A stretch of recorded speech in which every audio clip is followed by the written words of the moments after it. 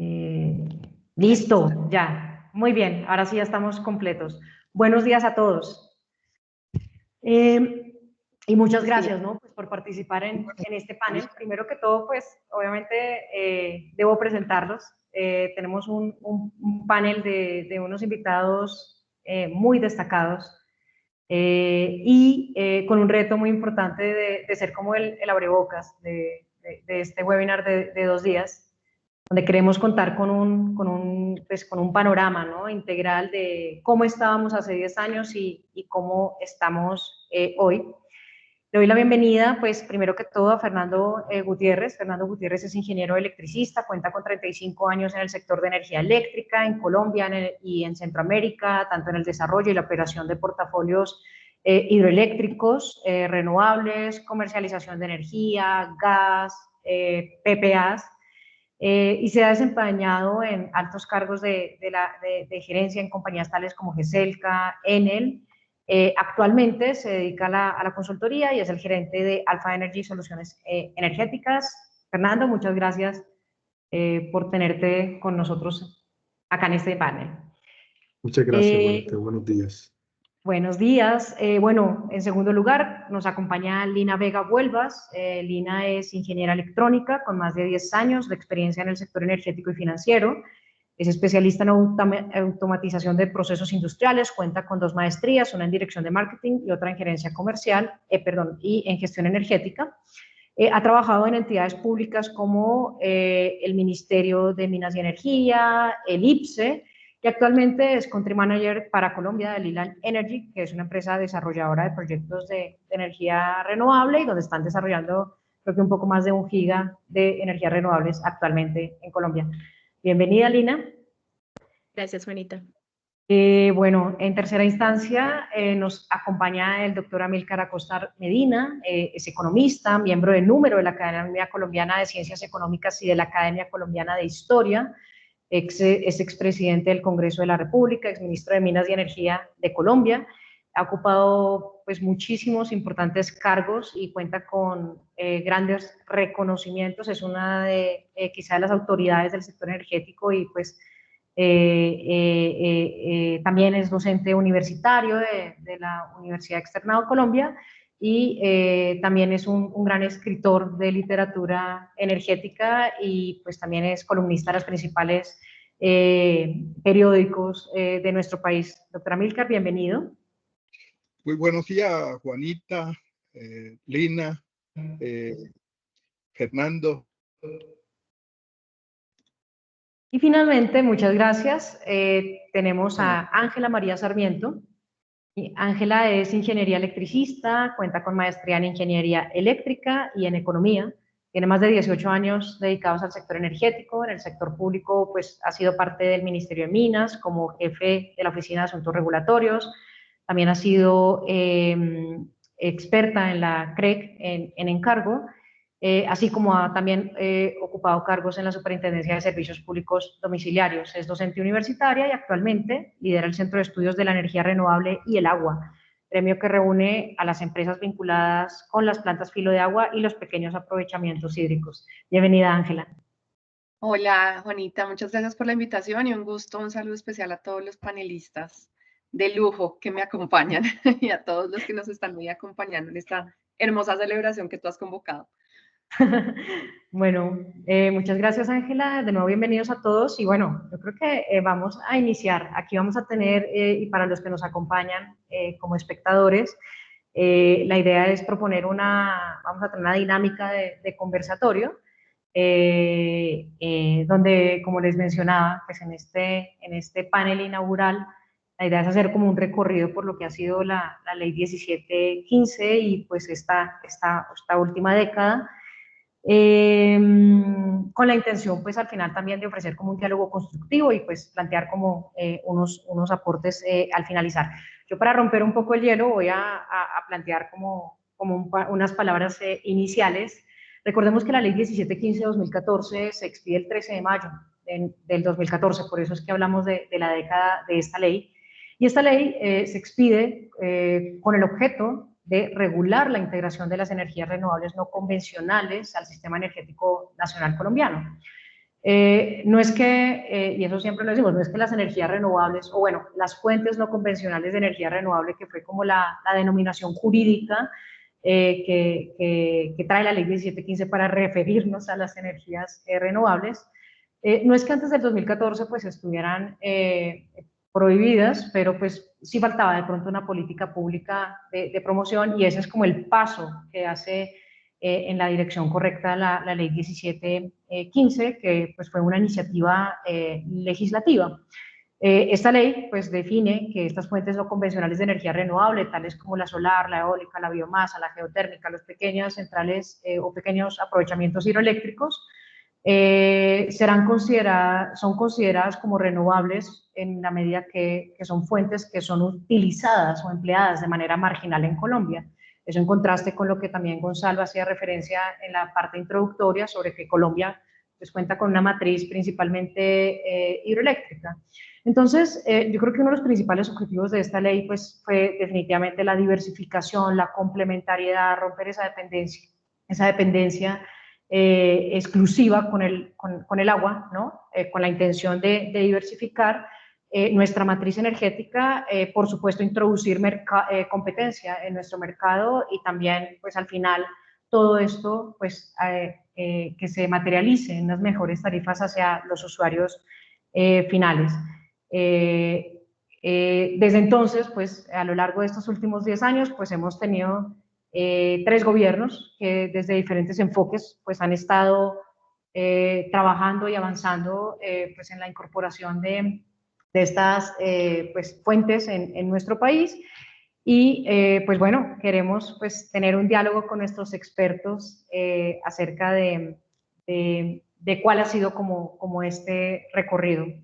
Yo quisiera iniciar con una pregunta inicial, principalmente hacia Ángela y Amílcar, sin embargo, pues Silvina y Fernando también quieren comentar, y es que pues yo creo que es interesante ponernos como si estuviéramos en el 2014, cuál era como el panorama energético hacia el 2014, cuál fue el impacto, qué generó, qué causó la expedición de la ley 1715, partiendo desde ese punto, ¿no? ¿Cómo estábamos en renovables en ese momento?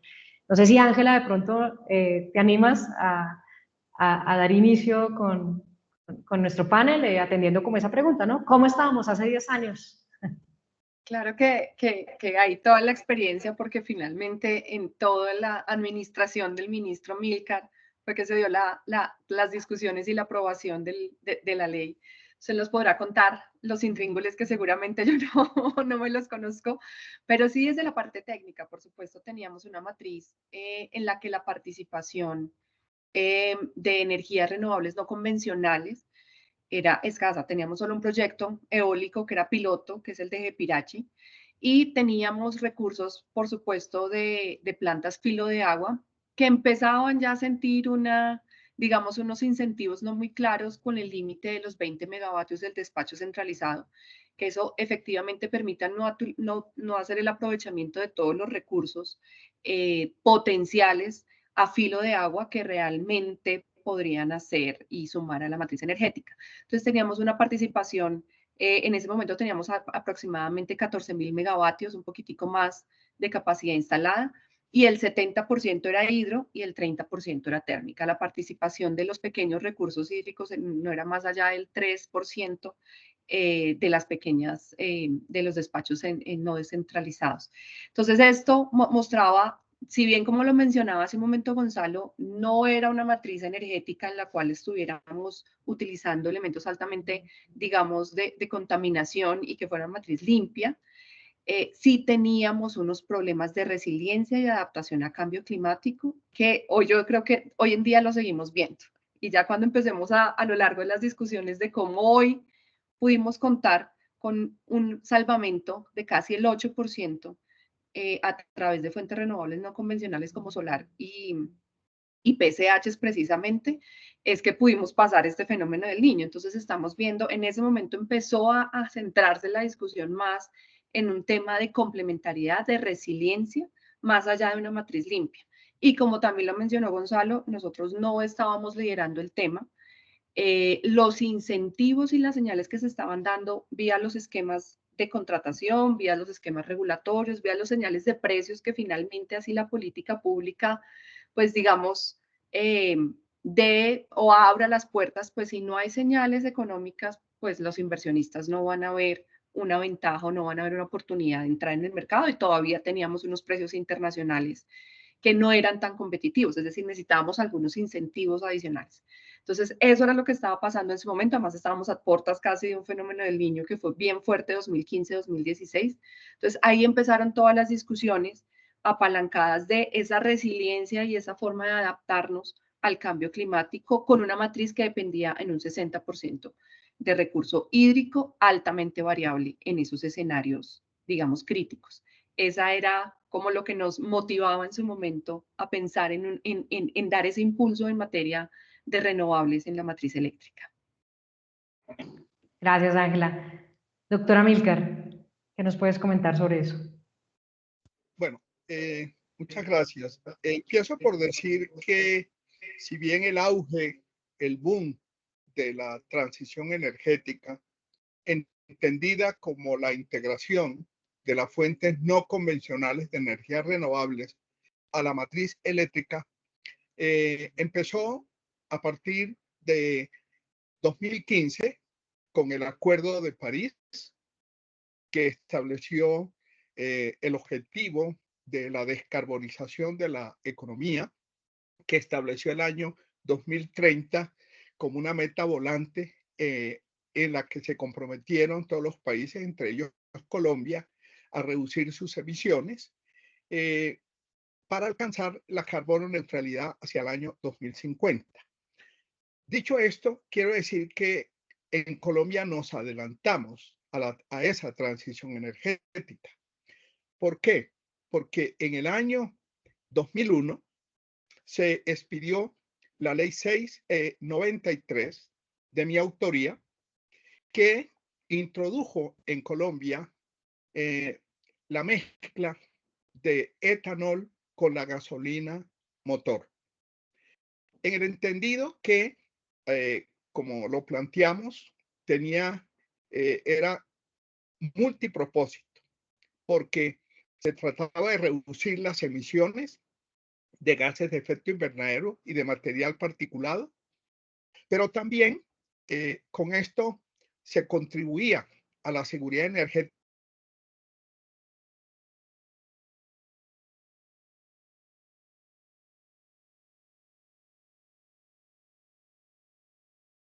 Bueno, creo que del país, de hidrocarburos, y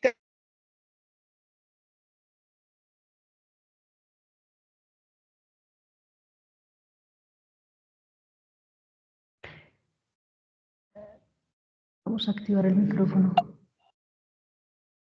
Se silencia, sí.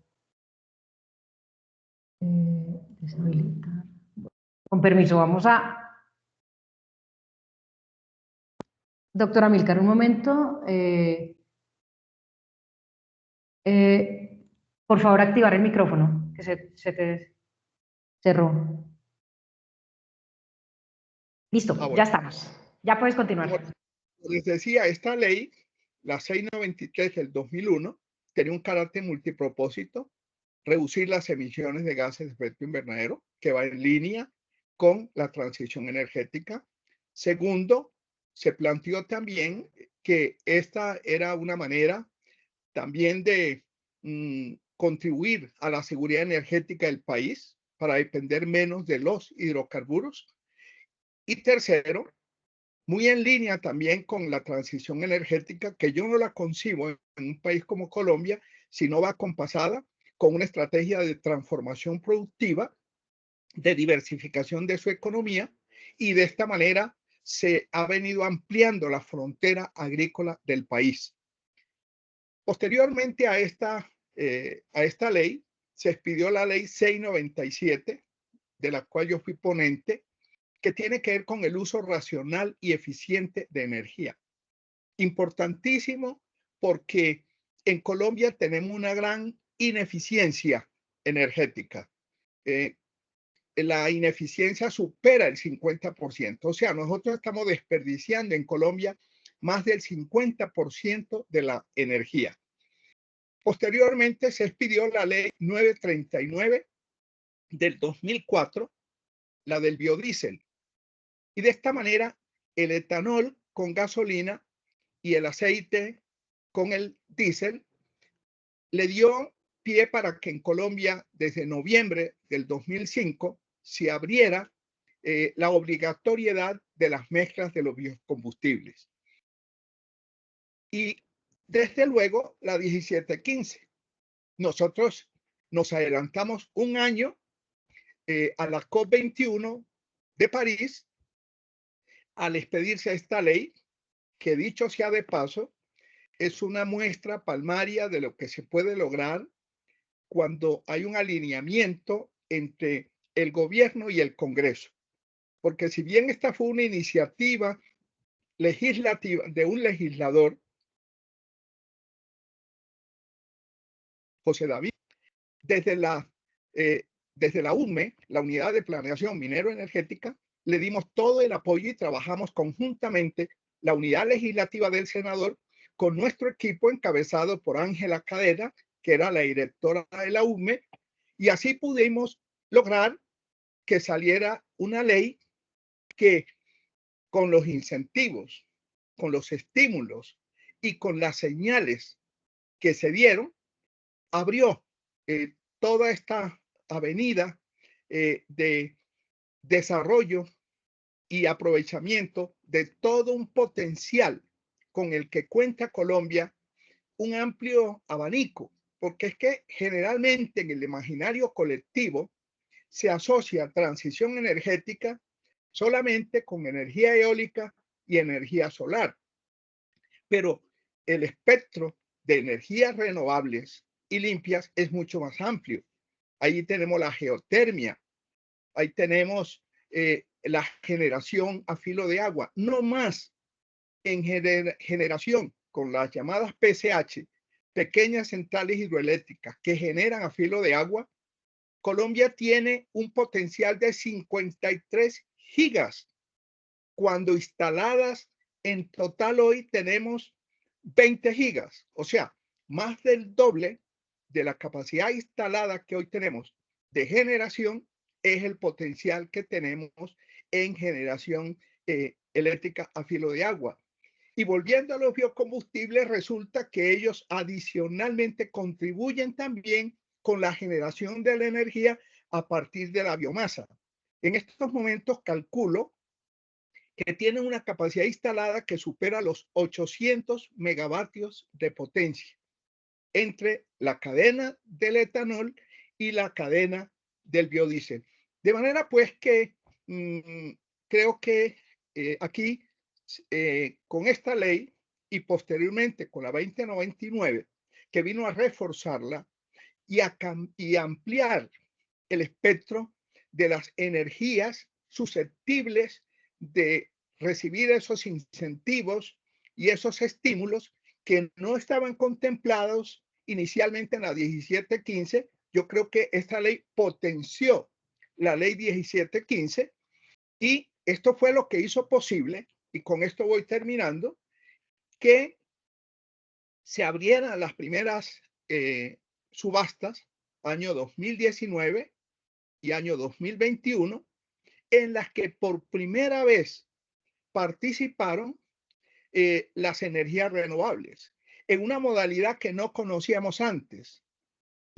Es la que yo llamo unas subastas convergentes, porque a ellas concurrían empresas que ofertaban generar la energía y empresas comercializadoras. Y esto pues hizo posible que se asignaran a través de estas subastas 2.400 megavatios básicamente en los parques eólicos en La Guajira. Ya hablaremos posteriormente qué ha pasado con esos proyectos que no se han integrado efectivamente a la matriz. Y termino diciendo pues que ahí hubo una tardanza, tengo que decirlo, de parte de la Comisión de Regulación de Energía y Gas. ¿Cómo es posible que si la ley se aprueba en mayo del 2014, solo 5 años después fue posible que se hicieran estas subastas, a falta de un desarrollo regulatorio por parte de la CREC. Ahí hubo, diría yo, una morosidad por parte de la CREC en haber sido más expedito el trámite de las normas regulatorias que hicieran posible la convocatoria de estas subastas. Hasta ahí dejo por ahora. Gracias, doctora Amílcar. Yo creo que nos has brindado como un resumen muy macro de inicio, de cómo estábamos y qué ha acontecido. Nos falta un poco llegar, creo que a la parte final que quieres plantear más adelante, y es en qué estamos y qué es el objetivo, digamos, final como del panel. Pero yo creo que de lo que nos ha comentado Ángela y Amílcar, pues sí podemos destacar que probablemente hace 10 años sí fuimos muy visionarios, e incluso estas referencias ya a estas leyes del 2001, ¿no? La 693, la 697, en materia de eficiencia energética, porque ese es otro de los eslabones importantes de la ley 1715. El tema de energía renovable, por supuesto, pero todo el tema de gestión eficiente de la energía. Y pues bueno, como hemos contado con este marco normativo, yo creo que en su momento, hace 10 años, Colombia, cuando tuvo esta iniciativa, de pronto reflexionó, bueno, ¿cuál es ese mecanismo apalancador de las renovables que vamos a incorporar? Nos fuimos por un mecanismo de incentivos tributarios que apalancan pues las inversiones. Sin embargo, pues bueno, esas son de las reflexiones que tendremos que realizar durante estos 2 días, si esos incentivos son suficientes, o bueno, o también se pueden ver como otros incentivos que existen como desde la política regulatoria para apalancar las renovables en nuestro país. Ahora, tenemos un panorama con lo que nos ha comentado Ángela y Amílcar de cómo estábamos hace 10 años. Ahora quiero enlazar, y aquí sí pues le doy la palabra a Lina y a Fernando, con el tema de por qué son importantes las energías renovables pues en nuestra matriz energética, ¿no? Tenemos toda esta política y se habla mucho de nuestra matriz energética, 70 hidro, 30 térmica, pero ¿cuál es la importancia real para nuestro país y por qué tenemos que diversificar nuestra matriz energética? ¿Quieres, Lina? Te doy la palabra y después Fernando. Vale, Juanita.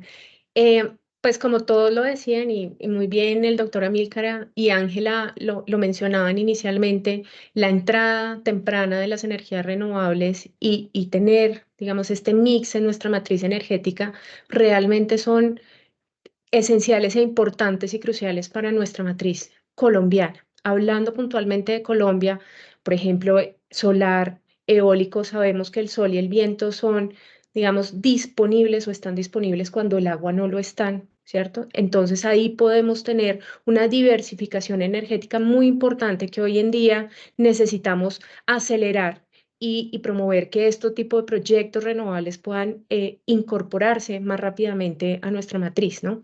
Pero adicionalmente, y no solo, precisamente por lo que mencionaba el doctor Amílcar, no quiero referirme únicamente a las energías como el sol y el viento, sino también en otro tipo de energías complementarias que nos ayudan muy bien también para hacer esa mejora de eficiencia energética o ese uso más eficiente, por ejemplo, de los residuos, como bien lo mencionaba el doctor Amílcar, con la biomasa, o plantas, digamos, que pudieran usar residuos, por ejemplo, del agro, que pudiéramos hacer biogás, que pudiéramos generar energía a partir de esas, digamos, de esos desechos y esos residuos que hoy en día no usamos y que hoy en día, digamos, en Colombia también tenemos un poco olvidados, ¿no?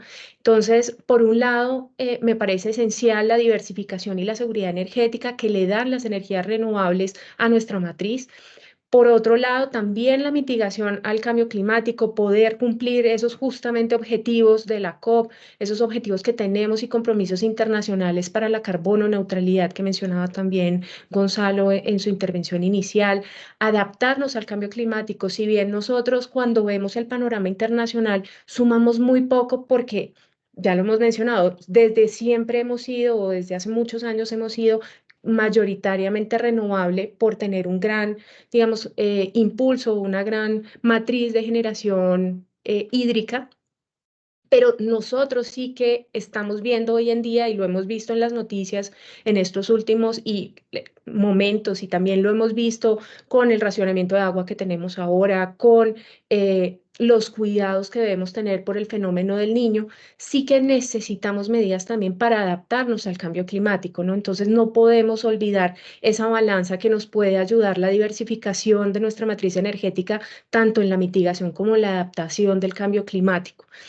Adicionalmente, y quiero resaltar dos puntos que son muy importantes, y es el desarrollo económico y social que este tipo de proyectos pueden tener en las regiones, poder generar también otras fuentes de ingreso que puedan tener, digamos, mejores calidad de servicios, por ejemplo, esenciales que en muchas zonas no tienen por cuenta de pues necesidad de mejor infraestructura, necesidad de una generación más cercana a ellos que les dé una mejor calidad. Y eso definitivamente no solo hablando puntualmente en que la empresa energética les puede dar empleo, sino que también a raíz de un servicio básico esencial de calidad, pues pueden desarrollarse tecnológicamente, pueden desarrollar otro tipo de economías y fomentar también ese desarrollo sostenible en las regiones alejadas y en las ciudades principales. Y bueno, lo último es que ya hemos visto que en estos últimos años, y particularmente tal vez en estos 10, 15 años, hemos visto cómo las energías renovables, los costos de las infraestructuras y de sus mismos elementos han venido reduciéndose, y en esa medida también pueden mejorar económicamente la fuente y la generación, viendo que cada vez es más costosa la generación térmica, cada vez además va a ser un poco más escasa, y sí que es importante que vayamos haciendo esa transición y ese complemento a las energías, ¿no? Gracias, Lina.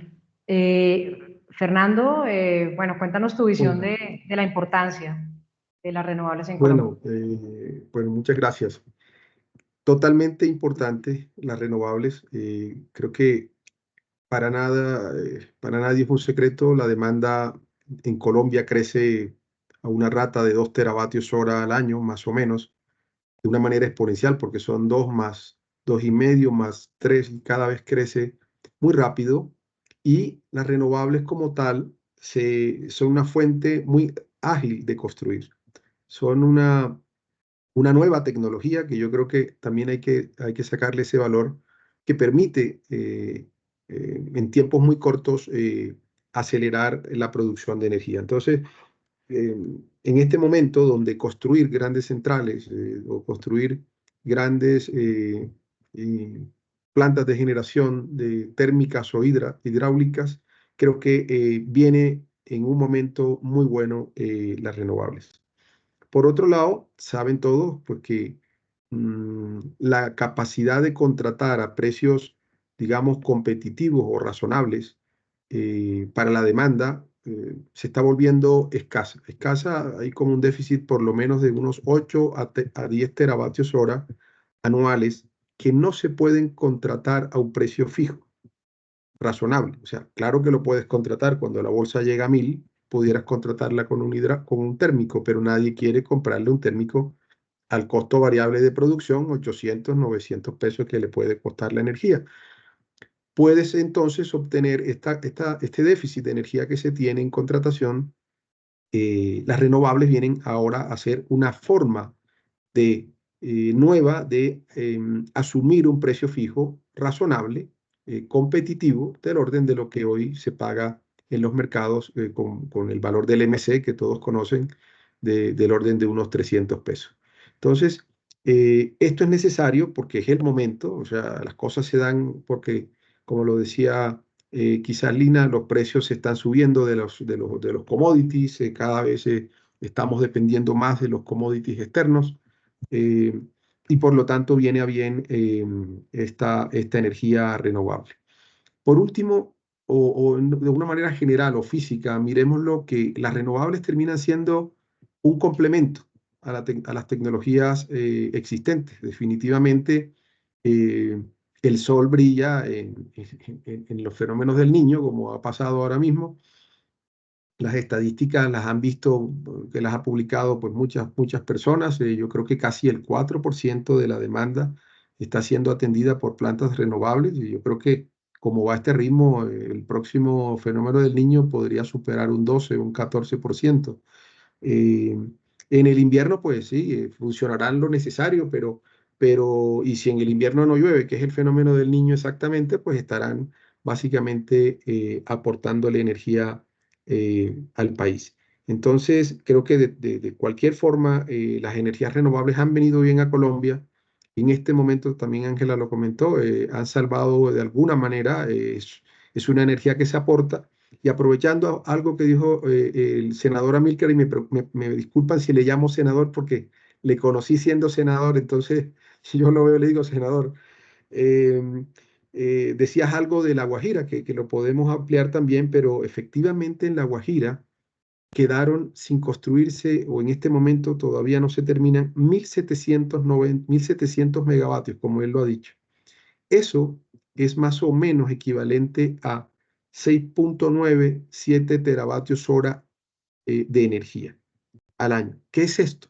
Este es un mes de consumo de energía del país. Imagínense que esas plantas hubiesen estado generando en marzo, enero, febrero, marzo, etc. Eso significa que cuando el embalse iba bajando no hubiera llegado tan bajo porque habrían suplido estas eólicas. Entonces, fíjense que de alguna manera sí hay una complementariedad. Desafortunadamente es una situación que no se ha podido terminar, o estos proyectos, pero la energía es un balance al final. Si esa energía hubiese estado disponible, no habríamos pasado por lo menos el susto que se manifestó en las distintas redes porque el invierno venía retrasado. Entonces, en general, sí que se necesitan, sí que es la tecnología del momento y pues claramente, pues como todo, tendrá una adaptación. Gracias, Fernando y Alina. Yo creo que hemos tenido como una constante y es el tema de complementariedad. Me parece ese un mensaje muy importante porque en algún momento y de vez en cuando surge otra vez como un tema de sustitución, ¿no? De pronto de las fuentes de generación tradicionales en Colombia. Pero yo creo que el mensaje pues, que tomo de lo que ha mencionado es el tema de cómo complementamos nuestra matriz energética para que obviamente cada energético haga su rol en el momento que lo necesitamos, como pues obviamente creo que lo tenemos supremamente claro en este fenómeno del Niño, pues y Fernando nos llama la atención sobre ese tema de cómo hubiera sido de, de oportuno, ¿no? Contar con estas fuentes de generación, que, bueno, por diversas circunstancias, pues no podemos contar con ellas en este momento, pero que esperamos que sí contemos con ellas en el futuro. Ahora, me gustaría brincar como a un tema central. Aquí sí quiero que todos tengamos la oportunidad de participar.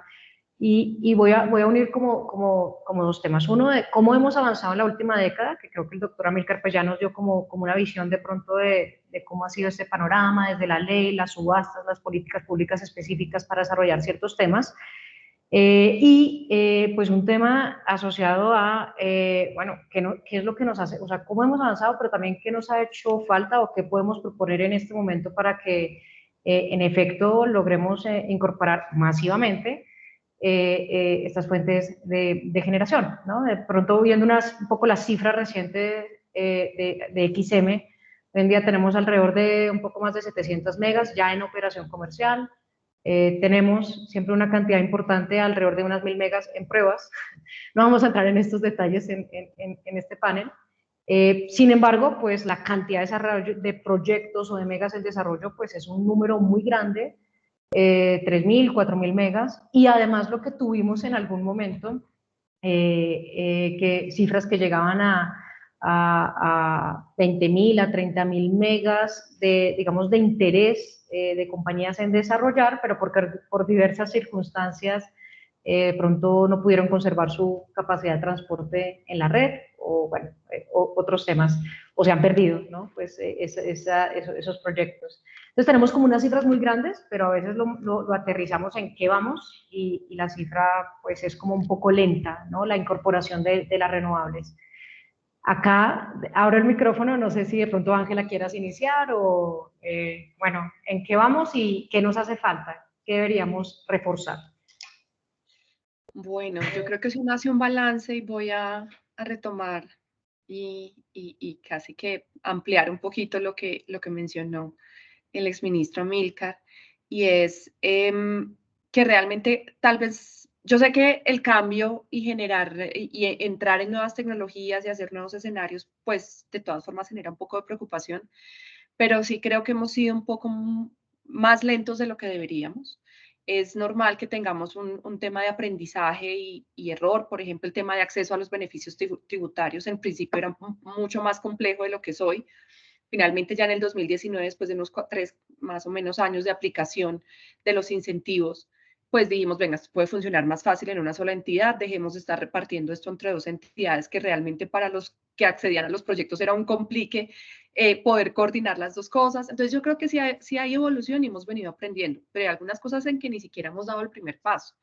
Y sé que a lo largo de estos días vas a tener más espacios en los que vas a tener discusiones sobre eso, pero creo que estamos muy lentos todavía en poder materializar muchas cosas que se previeron en la ley. Entonces fuimos visionarios, pero no hemos articulado correctamente tal vez, y que esto pues, sirva hacia adelante, cómo articulamos mejor todos los actores involucrados. Y yo creo que la CREGA, que ha tenido un rol importante, que en su, digamos, en su juicio y en su necesidad de preservar muy bien la confiabilidad del sistema, ha sido más lenta en aceptar y en desarrollar temas. No solamente estamos hablando de lo que fueron las subastas, que gracias a la iniciativa del ministerio en el 2019 se desarrollaron esas subastas, porque realmente desde el regulador no hubo la señal, pero no tenemos hoy todavía esquemas en generación distribuida, respuestas de la demanda. Todavía lo sacamos únicamente para fenómenos del niño de urgencia, cuando pues han salido ya 3 decretos del ministerio en los cuales se reglamenta y se le pide a la comisión pues que hagamos estos elementos. Lo mismo pasó con autogeneración y pequeña escala, donde los excedentes finalmente hasta el 2018 pues sale algo que nos permite y nos habilita, y pues llegar al usuario y que el usuario entienda esto, pues tiene un tiempo. Entonces, si nos demoramos en expedir las resoluciones, AMI tampoco. Hoy en AMI todavía estamos muy cortos, y en AMI digamos que no hemos tenido un ejercicio muy de avanzada con usuarios, que es importante involucrarlos aquí. Desafortunadamente, las señales que se han dado en medición están muy encaminadas a decisiones que no le han gustado al usuario, y eso ha generado una oposición, digamos, desde la comunidad, que hay que abordar antes de continuar con la reglamentación respectiva. Y hasta el año pasado, 2022, 23, empezamos a dar nuevas iniciativas a otras nuevas tecnologías. Geotermia, aún estamos cortos en temas de biomasa, tenemos que clasificar la biomasa en sus diferentes emisiones para poder dar los incentivos adecuados, entonces ahí todavía estamos lentos. Geotermia, que es realmente muy importante y que puede dar una señal en tecnologías limpias, de muy alta confiabilidad, pues también estamos hasta ahora empezando a explorar ese territorio. Y en hidrógeno, pues ni qué decir que lo incluimos como fuente renovable no convencional hasta hace 2 años gracias a la ley 2099. Entonces, sí creo que fuimos visionarios, pero tenemos que articularnos más y ejecutar mucho más, ser consistentes con las señales. Yo vuelvo a hablar, y digamos que desde lo que estamos viendo, así como lo mencionó el doctor Amílcar, pues tenemos un potencial increíble en plantas filo de agua, que además permite una complementariedad muy buena, y lo vimos justo en este fenómeno del Niño, en el despacho no centralizado, esa complementariedad que hubo en los días de lluvia y en los días de que no había lluvia. Solar y PCH se complementaron supremamente bien, manteniendo casi un 8% de la generación nacional aportada por estos recursos no despachados centralmente. Pero ahí tenemos que dar señales efectivamente para que estos proyectos se desarrollen y se desarrollen en territorio. Entonces tenemos unos incentivos que los han venido frenando, y creo que ahí es donde tenemos que empezar a alinearnos y articular todas las entidades para alcanzar esas metas que nos planteamos hace 10 años y aún nos falta camino por recorrer. Entonces, hay un abrebocas para los demás. Gracias, Ángela. Yo creo que también otra constante es que al final la inversión no es lo que hace falta, ¿no? La inversión como que siempre está presente. Incluso cuando sale la ley en el 2014, ya había muchas compañías, desde el 2008, por decir alguna cifra, 2010, 12, ya apostando a ciegas en ese momento por las energías renovables. Y aún hoy en día, a pesar de que de pronto, sí, las señales regulatorias o, bueno, digamos como un poco ya los temas que pasan en el día a día, o más bien o sea, como el tema de articulación institucional o temas puntuales, si nos vamos a Guajira, bueno, todo este tema de la consulta previa y las comunidades. O sea, a pesar de todas estas circunstancias, el sector y Colombia sigue siendo un gran atractivo en la región para invertir y obviamente pues por su potencial. Me ha gustado, como han mencionado, tanto el tema de biomasa. Si bien recuerdo alguna vez un estudio de la UCME hablaba de un potencial de 40.000 megas, una cifra muy grande de potencial en biomasa en Colombia. Obviamente, pues estamos en este momento muy centrados en en solar,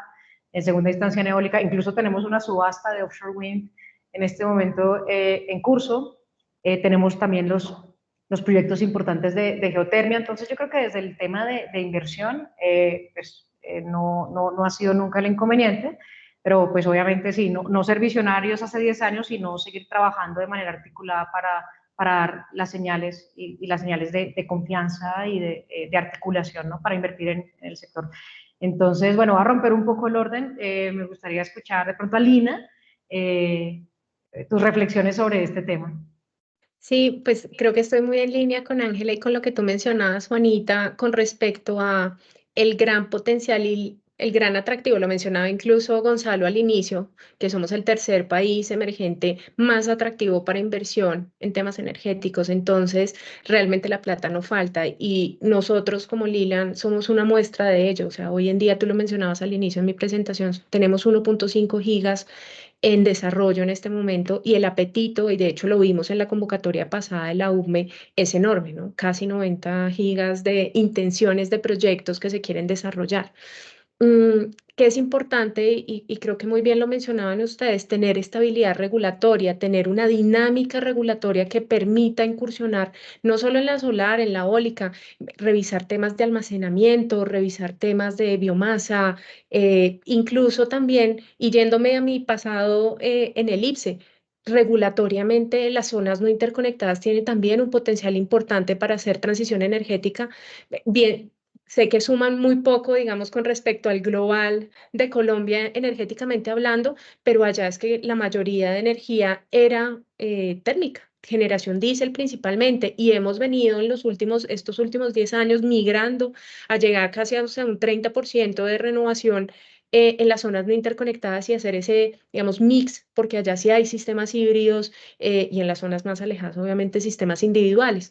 Pero eso también traído al sistema interconectado nacional de cómo empezamos nosotros a migrar y revisar también otros países donde ya hoy en día hay unas condiciones regulatorias para promover, muy bien lo decía Ángela, sí que tenemos los primeros lineamientos de geotermia, de hidrógeno, pero le hace falta mucha más dinámica, mejorar tecnología, mejorar precios que nos permitan también, digamos, tener esa innovación tecnológica y esa incursión para complementar en todas las alternativas posibles nuestra matriz energética. Y ahí voy a destacar también algo adicional que en mi sensación hace falta y es conciencia comunitaria, social, no solo, digamos, hablando de una comunidad indígena, sino refiriéndome en general al colectivo colombiano. Eh, por ejemplo, y vemos muchos casos, tantos años de demora, por ejemplo, de sistemas de transmisión que no se han podido construir, que de hecho son necesarios para fortalecer la matriz también de generación, porque eso nos permite entrar más generación al sistema. Entonces, yo creo que es una mezcla entre la infraestructura de generación y distribución que siempre decimos que hace falta porque entre, porque fortalezcamos, con esa conciencia comunitaria de la importancia de los proyectos, tanto de generación como de transmisión y distribución, para que nosotros podamos tener una mejor y mayor y además más confiable calidad del servicio de energía eléctrica, ¿no?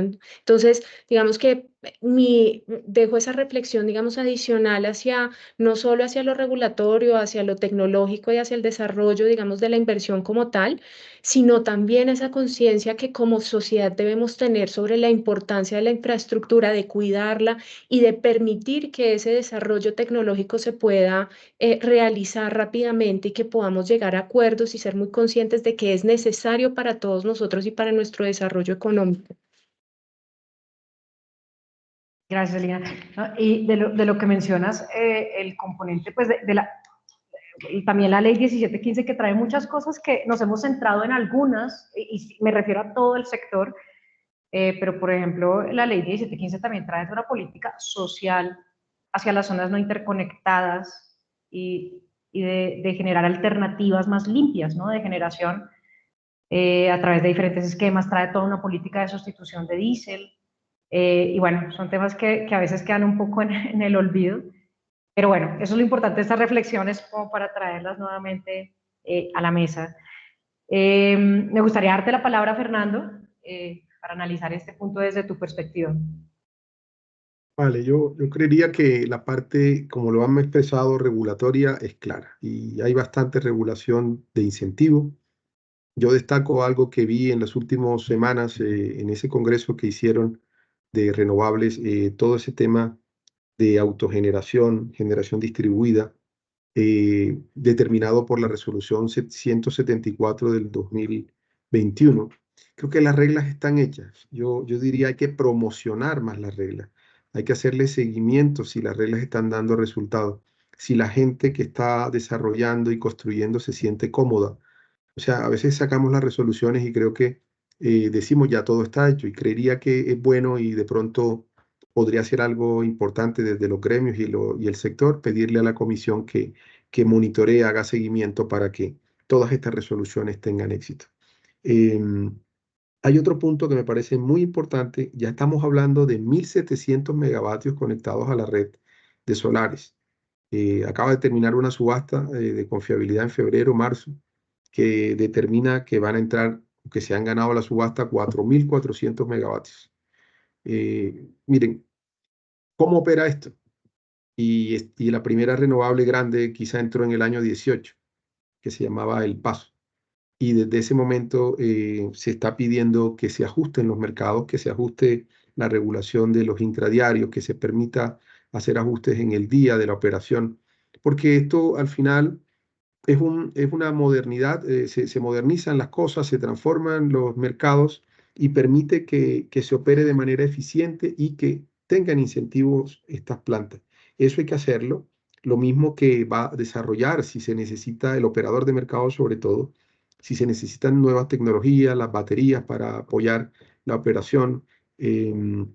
Entonces, todo esto se requiere para que para que la tecnología entre sin problema, porque luego aparecen calificativos que en el argot técnico no son aceptables porque todo tiene solución, pero son intermitentes, etcétera. Sí, pero todo eso tiene solución eléctrica, no hay ningún problema. Y tiene solución de mercado. Entonces yo creería que eso es lo más importante, continuar desarrollando los mercados. Pero hay un punto muy fundamental para terminar de desarrollar estos proyectos, que hoy son proyectos, y es asegurar la contratación. Los famosos PPA que hay que tratar de apoyar y brindarles. Creo que también las reglas relativamente están bien hechas. Y aquí quisiera un poco tocar algo muy técnico.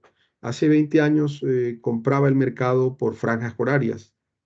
Eso se nos olvidó. Y compramos casi tanta energía al mes. No, mire, el mercado en el año 2000, 2003, 2005, por allí todavía compraba por franjas horarias. Se nos ha olvidado. Eso hay que rescatarlo si queremos desarrollar también las renovables. ¿Por qué? Porque el sol producirá en el día, no va a producir en la noche. La noche, pues, se prenderán turbogases o las plantas hidro saldrán a empuntar. Y en la madrugada, pues con tanta PCH, con la hidro, pues seguramente también habrá otras condiciones de precio mejor. Esto al final si entran las renovables, creeríamos en medio plazo debería también ser muy eficiente el precio medio spot y el precio medio total de contratación, porque al final lo que estamos haciendo es desplazar energías para las madrugadas o la noche, y creería, vuelvo, insisto, que se requiere empujar y que los mismos comercializadores que hoy sufren de descontratación incentiven la compra de energía por franjas horarias. O sea, las reglas están hechas. A veces queremos que todo lo hagan, que hagan la subasta solo específico. No, no, no. La regla está hecha. Toca es sentarse, alinearse, y de esa manera seguramente conseguiremos que se desarrollen las plantas, pero sobre todo que la demanda se beneficie de unas condiciones de precio más eficientes. Gracias, Fernando. Gracias.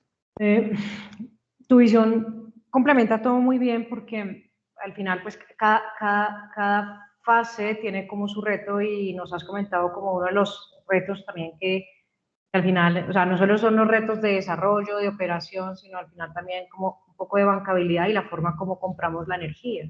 Yo creo que ahí a veces nos hemos vuelto como, tenemos como un chip de desconfianza, y nos volvemos muy exigentes los compradores cuando están viendo opciones de comprar energía renovable, y bueno, ahí es donde de pronto la ecuación me falla un poco. Entonces lo que tú decías es un llamado también a la modernización y a cambiar el chip, ¿no? De cómo hacemos las cosas, cómo las tenemos visualizadas, y cómo obviamente tenemos que adaptar el mercado para sacar adelante estas tecnologías. Doctora Amílcar, me gustaría escuchar tu reflexión sobre, bueno, en qué vamos, cómo estamos y qué nos hace falta. Sí, Juanita, justamente este webinar se planteó el objetivo de que hiciéramos una especie de corte para evaluar lo que han sido los avances y los desafíos. En ese sentido, como avances, como ya se han mencionado acá, recapitulando un poco, con la 1715, con la 2099, menciono también, porque es muy importante, la misión de transformación energética que en su momento se creó y dio unas recomendaciones que fueron las que sirvieron de insumo para el documento COMPES 4075, que es el que se refiere fundamentalmente a la hoja de ruta de la transición energética. La misma asignación en esas dos subastas del 2019-2021, todo eso le mereció a Colombia una alta calificación de parte del Foro Económico Mundial, que situó a Colombia en el puesto 29 a nivel mundial.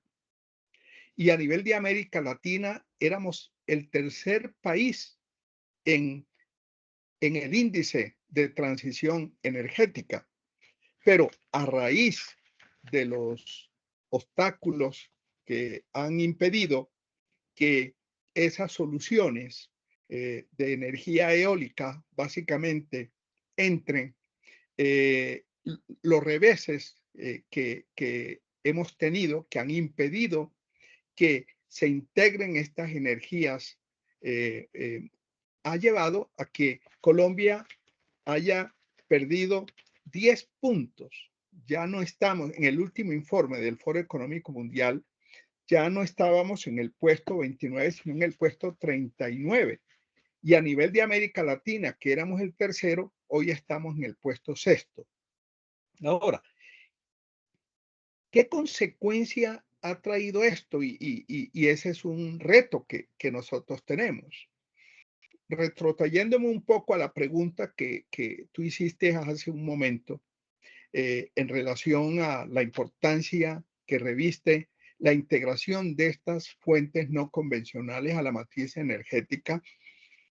En primer término, hoy tenemos un estrés energético, tanto en capacidad de generación, porque hay un margen que no supera el 7% entre la oferta y la demanda, justamente, como lo decía Fernando, estos proyectos, empezando por Hidroituango, que ha debido entrar en el 2018 debido a una contingencia. A hoy solamente han entrado 4 de 8 unidades. Estamos hablando ahí de 1.200 megavatios que no han entrado todavía y que han debido entrar. Sumando a esto los 2.400 de La Guajira son 3.600. Eso explica que tengamos un estrés en generación. Y justamente la entrada de estos proyectos eólicos contribuirían a relajar un poco el sistema interconectado nacional. Y de paso mencionaba lo de la transmisión. Nosotros en la región Caribe, las redes de transmisión no tienen capacidad de transportar la cantidad de energía que hoy estamos consumiendo en la región Caribe. Por eso habla la XM, que es la que administra y opera el sistema interconectado nacional, que se tiene demanda no atendida, que para mí es un término eufemístico para no decir que nos están racionando el servicio de energía. Y bien se ha dicho que sin transmisión no hay transición energética. Pero entonces, ¿qué consecuencias ha traído esto? Y precisamente ese es el mayor mérito para mí que tienen las renovables. Porque es que Colombia, como ya lo hemos dicho todos aquí, no es un país que tenga muchas emisiones de gases de efecto invernadero y menos el sector eléctrico, porque tenemos un sector eléctrico donde más del 60% de la generación es hídrica. En el resto del mundo es al revés. Más del 60% de la generación es térmica y de allí que le dan tanto énfasis a la transición energética entendida, como ya lo dijimos, de integrar las fuentes no convencionales a la matriz energética. Ese no es nuestro principal problema. ¿Cuál es el mérito, el mayor mérito para mí que tienen las no convencionales, las renovables? Primero, dado que necesitamos ampliar nuestra capacidad de generación, necesitamos robustecer la base de generación. Un estudio reciente de Fedesarrollo calcula que Colombia para el año 2028 requiere aproximadamente unos 30 gigavatios de capacidad instalada. Hoy estamos en 20.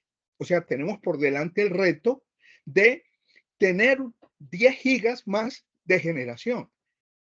Y qué bien que ese delta de generación sea renovables. Entonces, ese es el primer mérito. El segundo mérito, indudablemente, que aunque no somos grandes emisiones de gases de efecto invernadero, las renovables contribuyen a reducir nuestra huella de carbono. Tercero, diversifica aún más nuestra matriz energética y esa es una fortaleza. Y por último, lo dejo de último, no por ser el menos importante, sino por ser el más importante a mi juicio, es que las energías renovables, especialmente la eólica y la solar fotovoltaica, tienen una característica y es que son contracíclicas. ¿En qué sentido? Que cuando el verano es más intenso y es mayor la sequía, es cuando tenemos más viento y tenemos más horas de sol y mayor radiación solar.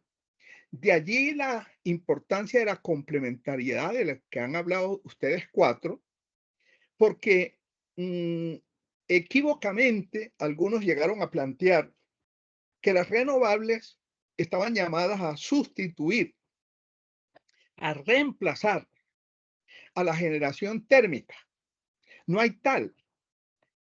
La térmica y la hídrica, para operar, requieren tener el respaldo de las no renovables, de las renovables. Y las renovables, a su vez, y este es, entre paréntesis, una de las preocupaciones que dejó la última subasta, en donde toda la energía contratada es solar fotovoltaica, que como bien se ha dicho, la solar fotovoltaica en el día. Pero, y para que alumbre en la noche, tendremos que tener una base muy grande de almacenamiento que aún no tenemos. Entonces, hay una gran complementariedad. Las no renovables están llamadas a servir de respaldo a las renovables y las renovables al revés. Una de las críticas que se suele hacer, dicho sea de paso, a las renovables es que son intermitentes. Y la pregunta que yo siempre he hecho cuando he tenido ocasión de participar de estos foros es, ¿acaso la generación hídrica no es intermitente? Lo acabamos de vivir con el fenómeno del Niño. Claro que son intermitentes.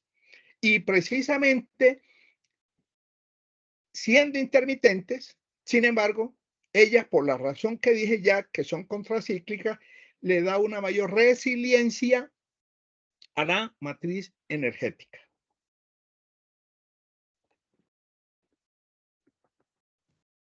Vale, no, muchas gracias. Nos quedamos sin tiempo, pero yo, como sé que a veces nos quedamos con alguna idea sin haber manifestado, les quiero dar como unos pequeños segundos a cada uno si alguno quiere hacer como alguna reflexión final, a voluntad, Si quiere, sobre lo que hemos conversado. Yo vengo impulsado, entonces. Vale, doctora Milter, 30 segunditos para hacer reflexiones finales de cierre a nuestro panel. Bueno, yo quiero dejar esta idea que me parece de la mayor importancia.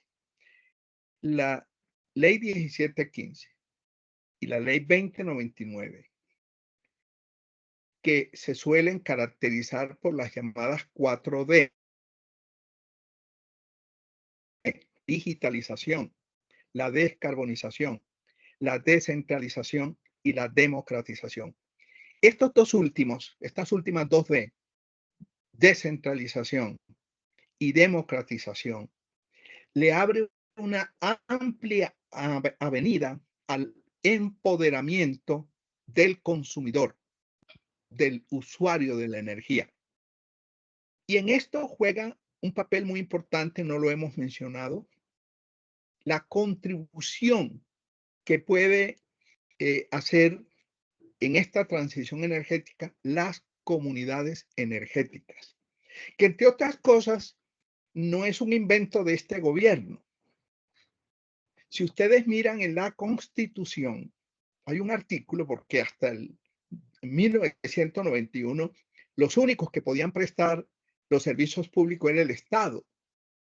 Y allí entonces abren la posibilidad de que los servicios públicos, entre ellos el de energía, lo preste el Estado a través de empresas públicas, como las empresas públicas de Medellín, empresas particulares como Afinia, como Aire, y las comunidades organizadas. ¿Y qué son las comunidades organizadas? Las comunidades energéticas. Pero me asalta una preocupación, Juanita. A ratos yo pienso que el gobierno no sabe de lo que habla cuando plantea las comunidades energéticas. Se hace mucho populismo hablando de comunidades energéticas, que a ratos, no quiero caricaturizarla, pero a ratos yo la veo como llegar y convocar a las juntas de acción comunal, hagan fila y tenga usted su panel solar y lléveselo, instálelo en su casa y eso lo llaman comunidad energética. Mire, el éxito de las comunidades energéticas está en 3 letras. La letra A, administración. La letra B, operación. Y en la letra M, mantenimiento. Si no hay administración, porque esto tiene que manejarse con un criterio gerencial, si no hay administración, no opera bien el sistema. Y si además no se le da mantenimiento, esto es flor de un día. De manera que esas 3 letras son fundamentales para asegurar el éxito de las comunidades energéticas. Creo que has conectado súper bien con el panel que tenemos a continuación, que precisamente vamos a ahondar en esos temas. Lina, Ángela, Fernando, ¿algún comentario final? Sí, de hecho yo tenía un comentario, creo que es muy al lugar y en complemento al doctor Amílcar, y es enfocado a las comunidades, temas de educación y capacitación, que tenemos que enseñarles más, apropiarlos y empoderarlos más, no solo para las comunidades energéticas, para el desarrollo de proyectos, para todo el sector energético. Incluso a mí, que bien lo mencionaba Ángela, creo que necesitamos fortalecer el conocimiento de la comunidad al respecto del sector energético, que conozcan muy bien cómo funciona su factura, con quién tienen su servicio, que sepan decidir inteligentemente si tener un sistema, por ejemplo, solar, y no lo echen a perder, como bien lo mencionaba Milcar, porque no es entregar un sistema por entregar, hay que mantenerlo, operarlo, conocerlo, ¿cierto? Entonces, tal vez mi último comentario es, hemos hecho muchísimo, hemos avanzado mucho en estos 10 años, falta mucho por hacer, definitivamente, pero tal vez hay que meterle la ficha, como bien lo decía Ángela, a tiempos, a mejorar y ser más eficientes en los tiempos y también en el desarrollo incluso de los mismos proyectos, que puedan facilitarse los procesos ambientales, sociales, técnicos. Y el segundo, que es súper importante, es involucrar a la comunidad, que sea consciente, que se eduque cada vez, se capacite más y conozca más de nuestro sector.